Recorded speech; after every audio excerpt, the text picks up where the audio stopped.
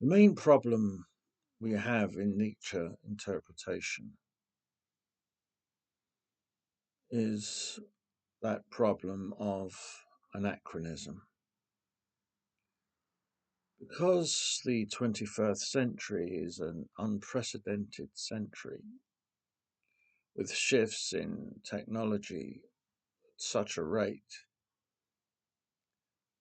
the past is very much a different country when it comes to the 19th century.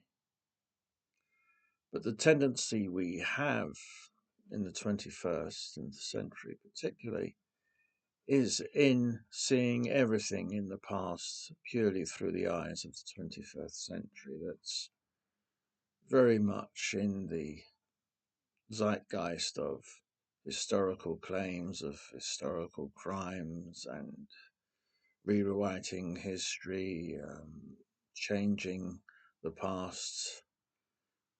It's a syndrome of the 21st century to almost colonize the past for ourselves in the 21st century, to bring everything in the past up to how we are now, to remake everything in the past as if it was now. And Nietzsche is prey to this because he was such a foresighted writer and speaks to us fairly directly. There is that tendency, particularly in Nietzsche, to continually dress him in modern garb. Every translation is an attempt to make him speak in modern dress. But of course, we are in the worst place to do that in the 21st century because of the radical changes that have occurred. We cannot appreciate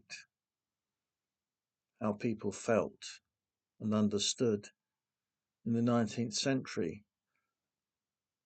And if we can, it's only with great difficulty. It's very easy to glide over that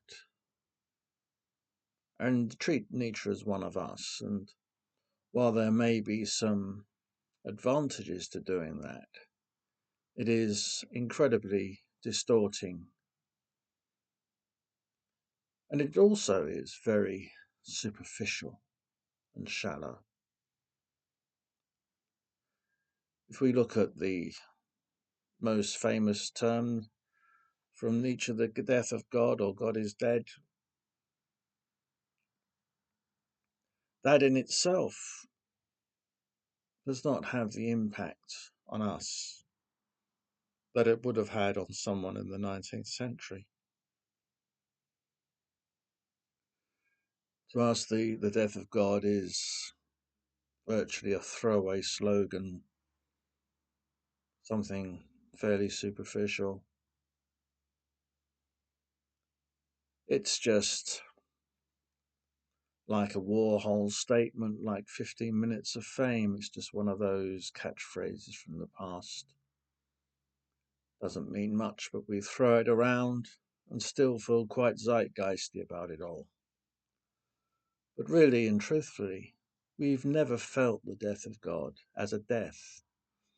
And by that I mean as a bereavement. Those of us who have experienced the death of a parent or a sibling or a close relative, very close relative, know that that sense of bereavement is so gut-wrenching and pervasive and protracted. You know, when you experience it, you'll never really get over it, as they say. Of course, not everybody experiences this, but most people do at some time in their life.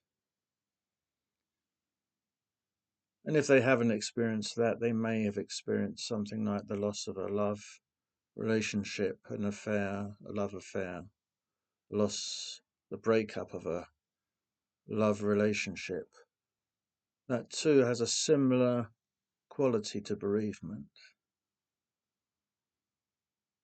Bereavement is something that really seems to change you. And it really is a kind of revaluation of values in your own inner being.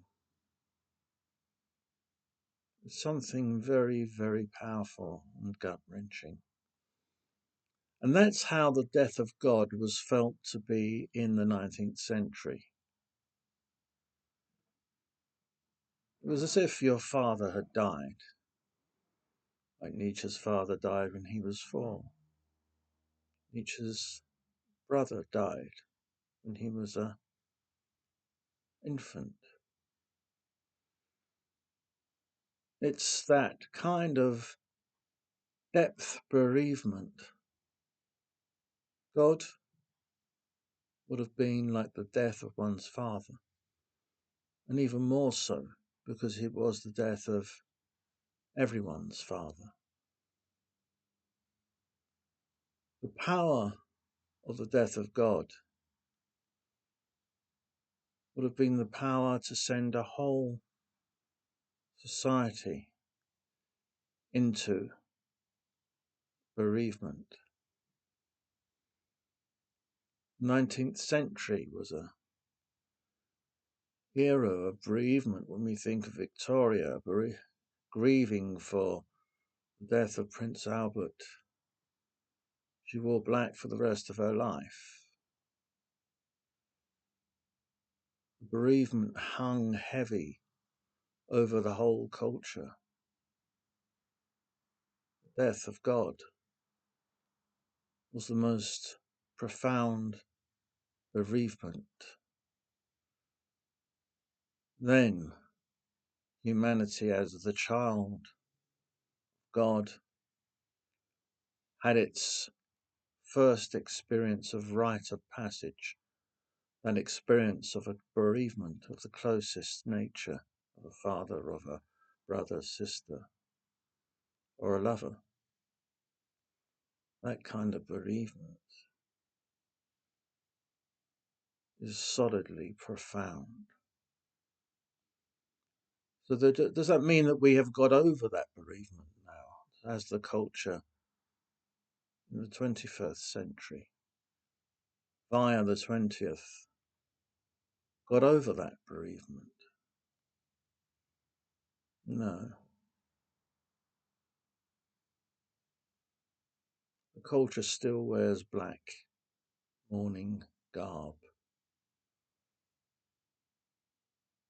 But grandchildren, the great-grandchildren, and the great-great-grandchildren do not appreciate the impact of that bereavement.